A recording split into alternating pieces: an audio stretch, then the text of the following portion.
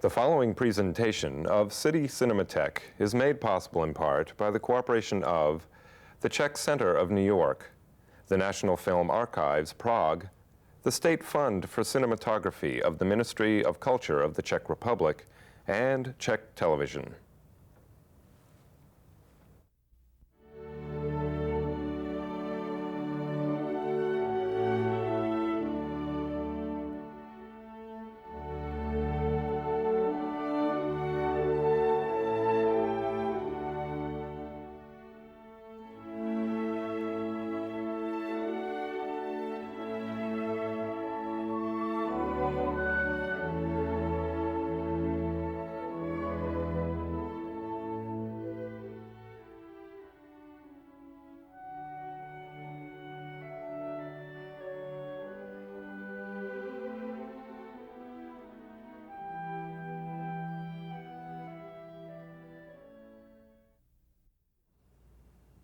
Welcome to City Cinematheque, where the art and pleasure of the movies are the subject of serious discussion.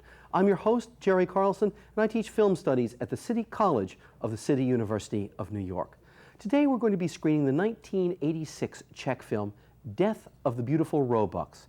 This film, directed by Karel Kachnya, fits in a tradition that I think many of our viewers know. It's a tradition represented by films such as The Garden of Finzi Continis or Au revoir les enfants. In short, films that deal with the struggle of Jews in Europe during World War II, but that deal with it from a slightly skew angle, from the encroachment of the horror that would become the Holocaust. We'll be talking about that and a set of other things about this beautiful and really not well-known film after today's screening. It's a great pleasure to welcome back our old friend here on City Cinematheque, Professor Leonard Quart of the College of Staten Island. Now, take this remarkable opportunity to see a very beautiful, but at the same time, very moving film, The Death of the Beautiful Roebucks. Welcome back to City Cinematheque. I think you've seen an extraordinarily moving film with a final sequence that's devastating in a number of ways. A film that really begins as a comedy. Let's talk about that and the way in which this film mixes comedy and tragedy. Let's do so with one of our frequent guests here on City Cinematheque, Professor Leonard Quart. Welcome back, Lenny. Thank you. Our viewers, I hope our viewers know a number of your accomplishments, including the fact that you're one of the editors of Cineaste magazine and have written very widely on East European film and on World War II, and indeed are working on a whole set of projects having to do with the Holocaust in film. So we just had to have you back because you're an expert. I'm sorry, you know. It's about time. Yeah, right.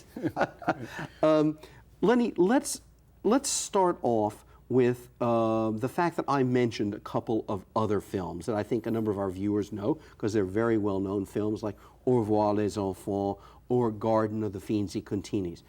How would you group this film with them? What does it have in common? Because these are highly accomplished films, but then also what makes this film different from them as well? All three are extremely accessible films. They're essentially linear in development.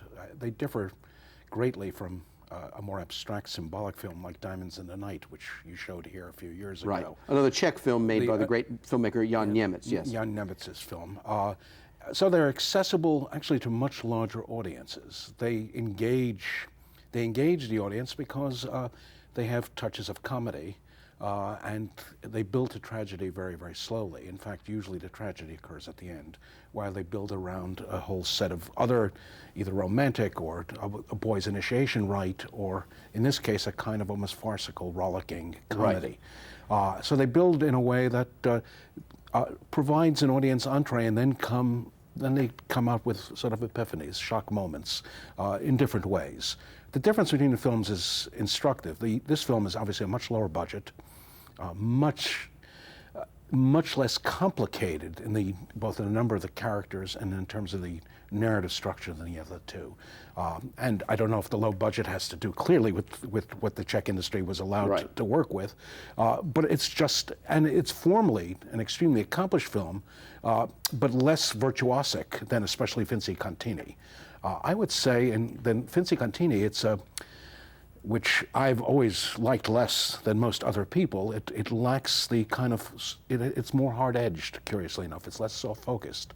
It's less manipulative in terms of the kind of emotions an audience is supposed to feel. This film is? Yes. Than Fins y Continis. Absolutely. By the way, for Fins y Continis was, of course, re-released recently in New York and is available in a new cassette with restored color. So if any of our viewers want to, having seen this film, want to go back, it's available. So one can look at it in those ways. Well, that's a very interesting argument. I think that in a way in which the production mode, the fact that they have slightly less resources clearly than a Vittorio De Sica had when he's making this, actually gives a harder-edged film in a number of ways. And a film, I think, as you point out so well, that doesn't have as much soft focus over the world of the characters themselves. What else do you find? A number of things. One thing just struck me while watching it is that the Prague Jew-ish figure, Leo Popper, whose Jewishness is not defined in the movie, except I noticed a Hanukkah light candelabra in the back in the house. Otherwise, there is no definition of Jewishness. He seems to be eating ham. There is no talk about being a Jew, except a couple of times that suggestions that he's a Jew, but no content, ostensible content to his Jewishness at all. But he's, I assume, an extremely assimilated Jew, the only Jew working for this firm. Absolutely. If I was thinking about another Prague Jew, Kafka, and how different this belies the notion that most Central European or Eastern European Jews were intellectuals. Here is a very interesting point. Yeah. Here is this a Jew who's not self-doubting, who's filled with buoyant self-confidence, who is a womanizer, that doesn't have any Kafka's sexual self-doubts and sense of profound inadequacy, is a touch of a con man, is larger than life, is a hedonist, loves champagne, food, and is unusual for a Jew, is enamored with the natural world. Totally embraces the natural world, especially what he finds most transcendent, fishing, for carp and for eels. And all that is interesting. I was never clear in the movie about the other man who's a rural figure, Karel. He calls him uncle. Is that his brother? It's never made clear. I don't know what you made of that. One of the things I made of it was that this was one of those relationships that Popper is actually a country boy who is rising through the opportunities of the recently born liberal democratic Czech state, that there is opportunity, that now in this country between the wars, something like the Swedish company Electrolux is there, and that he can better himself. But he's one of those people who like many people in the process of modernization in our own country or elsewhere in the world, have said, well, to better my family, I have to relinquish something because there are a set of opportunities there. And I'll like those. But you know, if things come not, well, then I can always retire. And also the fact is the goal of betterment has always not been to go there and stay forever, but rather it's been a kind of return. There's a way in which that happens.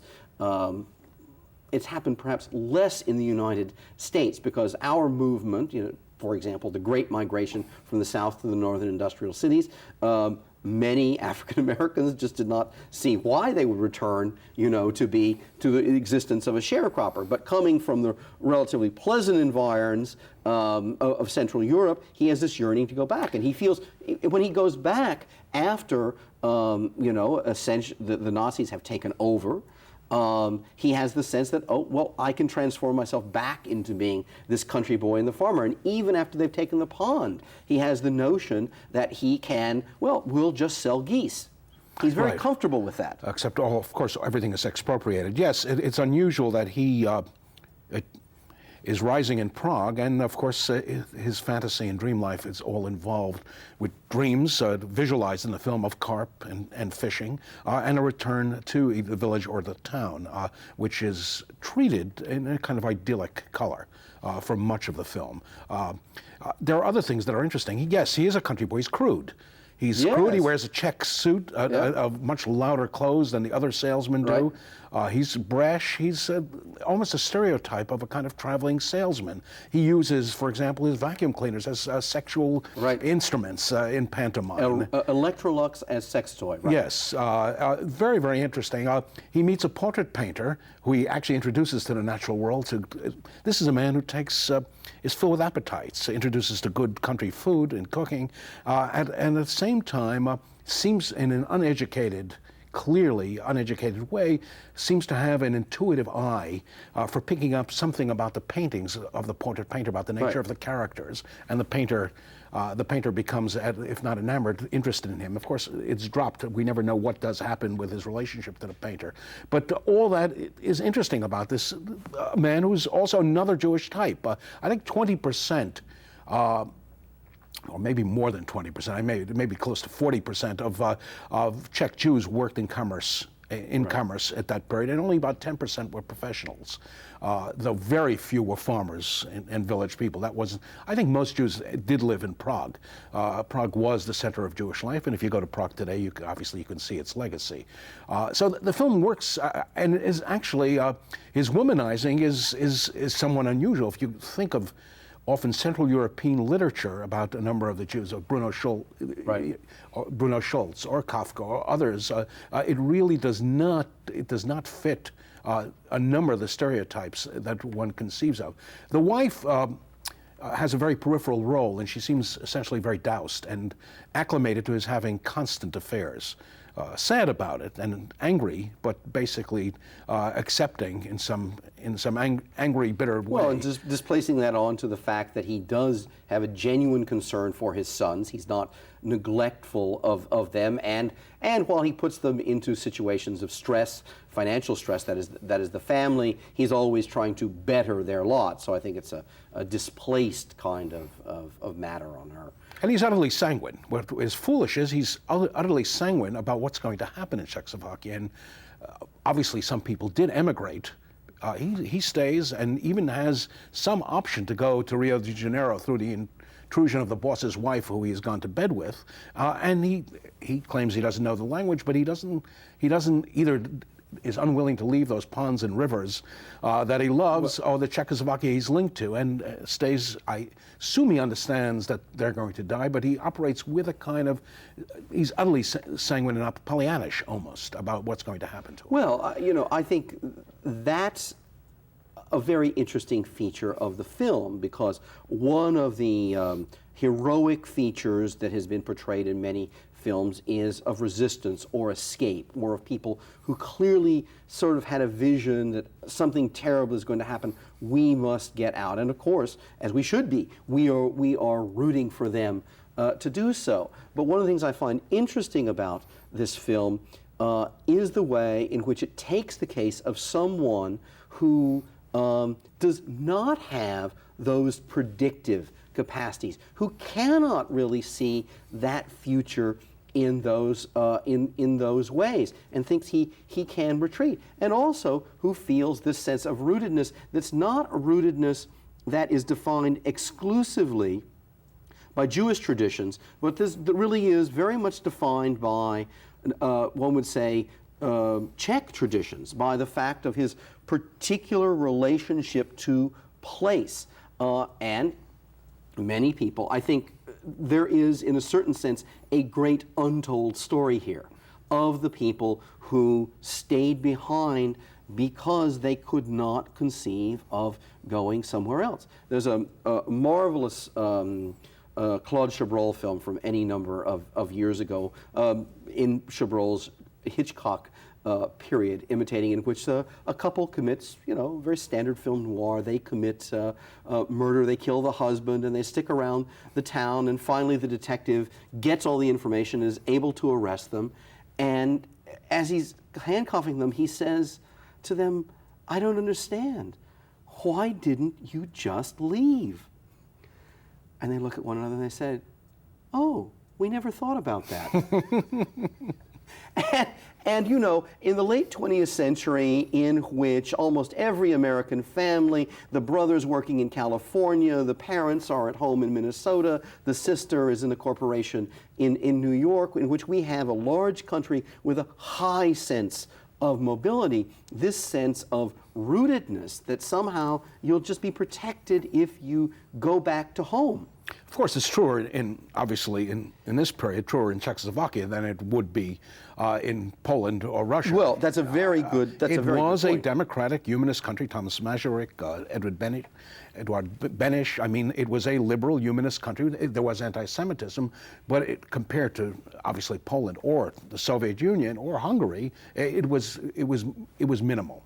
The Czechs, obviously, we can go on. I know you're showing the ear. The Communist Party instituted its own anti-Semitism Absolutely. afterwards in the Slansky trials in '52, but still, that helped, in a sense, create this kind of almost innocent relationship to the country. In that sense, in some ways, that he's armored against what will happen. I think also it's possible this. Leo, the major figure, who actually the actor looks like Tom Conti. It always struck me watching him.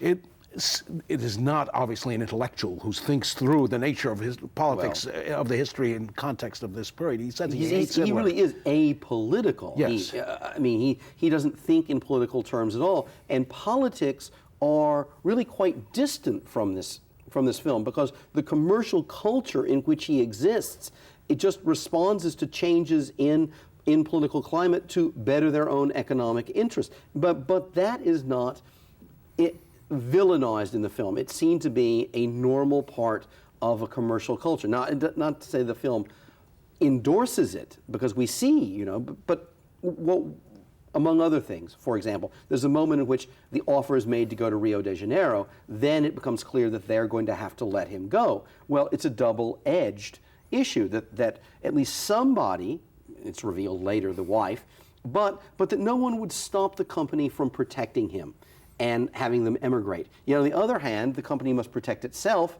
and so they must let him go. So it's not one or the other, it is both. It's the mixed motives of a commercial endeavor of that kind, that can be kind on the one hand and brutal by letting him go on the other hand. They give him the money, he rejects it out of honor, and they say, come on, you have a family.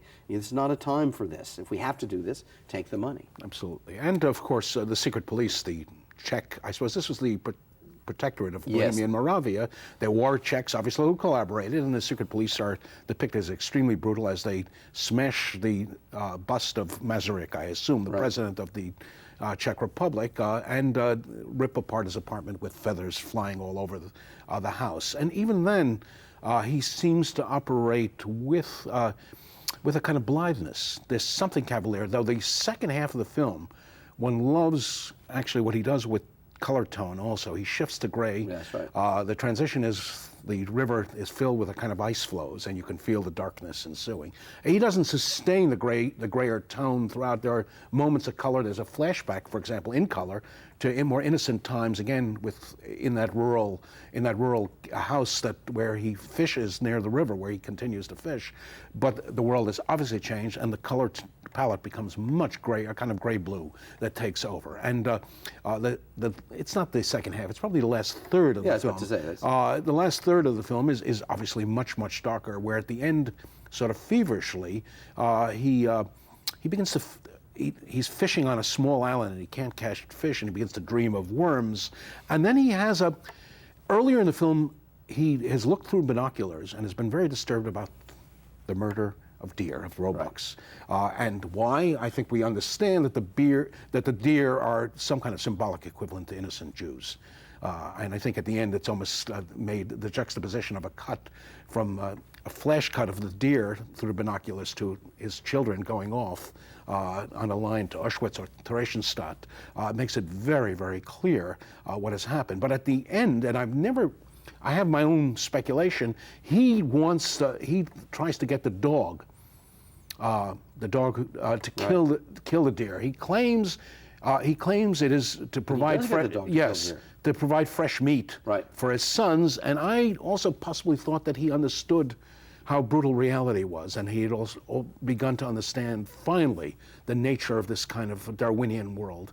Well, he's a very clever fellow, and in the past, the cleverness has always been able to get them out of a situation which was dire but not that dire. I mean, he would allow them to get into a situation in which his wife would have debts that have mounted with the grocers, etc. But he would always have this sense of, okay, well, then we can almost pull the rabbit out of the hat. And so then he would put, then not merely pay off the debts, but would, throw a party, or then, buy the new car. Well, it's a used car, but buy a car that's new to him, or buy the pond and get, stuck with the pond that had only one carp in it. But now he really is backed into, a corner, and it's a truly desperate situation. And I think that's when we know that he's beginning to know.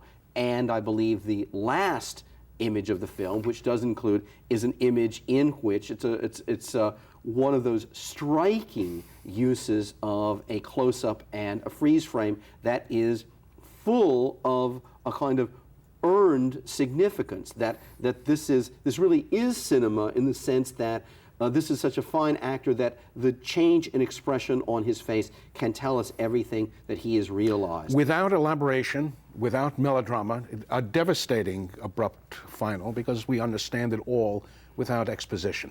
We understand that he's doomed.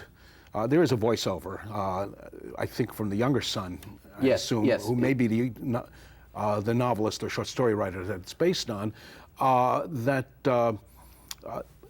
he died, and obviously the older sons died, and he understands, looking through the binoculars at the two children trudging along the dirt road on to Theresienstadt or to death itself. He understands fully and finally what happened. And it ends with a freeze frame, and it has a cut through the binoculars of a kind of long shot, almost Irish shot, and done very, very powerfully. And I was struck by that because something the Finzi Cantinis, not to belabor the point, does not quite do by using swelling music and really milking every emotion in the book to demonstrate that from the Holocaust there's really no protection, no matter how privileged you are. The Finzi Cantinis, the most privileged aristocratic family who are actually more Jewish in their linkages than Leo Popper is, strangely enough. Nobody is immune to the Holocaust. In Finzi Cantinis, it's in the city of Ferrara, where actually in Italy the Holocaust did not hit as hard. Only 10,000 Jews of 90,000 in Bohemian Moravia survived the war. Right. And in Italy, I think 2/3 to 3/5 of the Jews, or maybe more even, survived. Horrible statistics to have to account for. And the film, I don't know, I'm struck that films like this, again, we can go over and over again, the plight of both Eastern European cinema, Central European cinema, that a film like this could be shown. It would never have a mass audience, but it has an audience somewhere. I mean, compared. No, this is a film that deserves circulation, and deserves circulation for a number of reasons.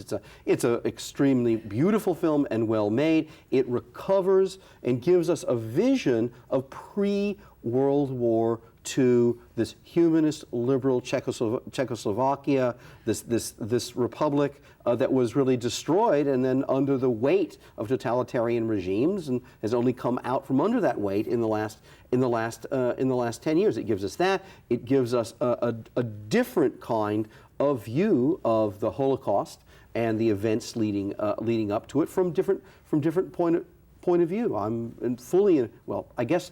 Why would I disagree with you? I programmed this film.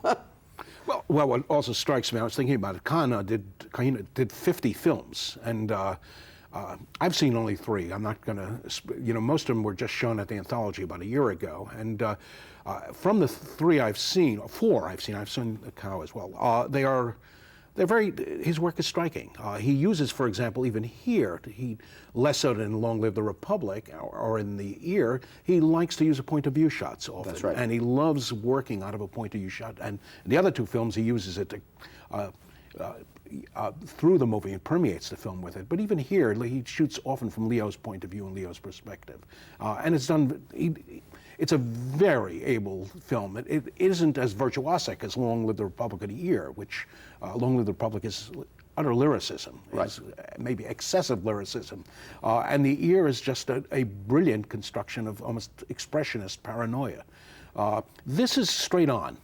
And within this kind of essentially realist style, you can feel, for example, I loved what he did, not in any ponderous way, with these dream sequences about fish. Absolutely. And just done elliptically and understatedly, it just works. I'm not making great claims for the film because it's not that complicated a film. It's not that complex either in its form or in its content. But well, I want to come back to some of those specific stylistic points that I think are worth commentary, but I think there's a larger point that you're talking about that I just want to make perfectly clear, and that has to do with the degree to which our concept of film history is very closely linked, not to the films that have been made, but to the films that have been distributed and where they've been distributed. So that there are a lot of national cinemas that have an extraordinary richness, the Czech being one of those cinemas, in which we're very pleased to be bringing an artist like this, or we've shown other films, or we've done a retrospective with Vera Chytilova. There are just a lot of things there that people deserve to see to widen the concept of what constitutes film history. And not to pick on anybody, but again, there's a way in which a film like Schindler's List wipes out all of the extraordinary work done by Central and East European filmmakers in coming to terms with the Holocaust. There's a very large body of highly accomplished films that you have written about, etc. But there's a way in which the marketing force and the power of a film like Schindler's List makes it the Holocaust film with a capital T. But no, it's one, highly accomplished. We can debate any number of points about it, but it should be seen in the context of these other works as well. I should make one point, that Eastern European film, which I've used a number of them in a course in Holocaust in the film, they're Transport from Paradise, a Czech film, Diamonds in the Night, Border Street by Alexander Ford. Vajda himself has made a number of great Polish director, great Holocaust movies. Jerzy Weiss, The Coward, and other films. They go on and on. They used to be released more often. This is a whole program in itself. What happened to the distribution system that so much, at least of the past European arts cinema, has disappeared? Well, it has disappeared, but then that happens in all cycles of the making of all art all art forms, and then new venues come up. So we didn't have cable 25 years ago. We didn't have cassettes 25 years ago in the same way, and those are the venues in which people are more likely to find these kinds of films these days, rather than the traditional venue of a repertory cinema, many of which we simply don't have anymore in the same. And essentially, I wouldn't say do safe things, but depend more on doing Orson Welles or horror films or film noir or B films, which is where the large audiences go. Yeah. You just give a quick summary about the couple of things. We just got about 1 minute, Lenny, that you would say as an advocate of this film. That is, the things that you think most distinguish it and make it one of those films that people should be seeing. One, I thought the film, for a film that lacks internality, it's extremely subtle in the depiction of Leo Harper. The shift in state of mind, in mood and tone, I thought was wonderful, and done without heavy elaboration, without any kind of ponderousness. The shift from rollicking farce to a kind of pathos and an ultimate historical tragedy, I thought was just done extremely well. We're going to have to end there, and I think it's a great place to end in giving what is due to a film that people just haven't seen. If you'd like more information about this series or City Cinematheque, drop us a line. Drop it to City Cinematheque, City University Television, 25 West 43rd Street, Suite 1220, New York, New York, 10036. Let me give you that information again. City Cinematheque, City University Television, 25 West 43rd Street, Suite 1220, New York, New York, 10036.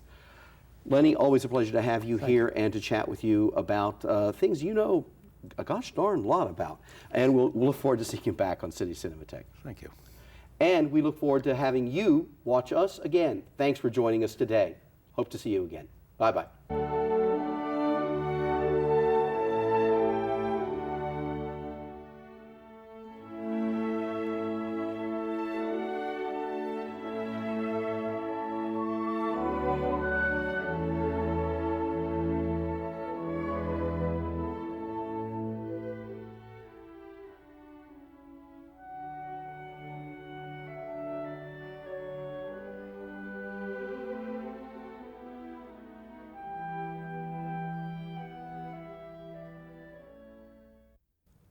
The preceding presentation of City Cinematheque was made possible in part by the cooperation of the Czech Center of New York, the National Film Archives, Prague, the State Fund for Cinematography of the Ministry of Culture of the Czech Republic, and Czech Television.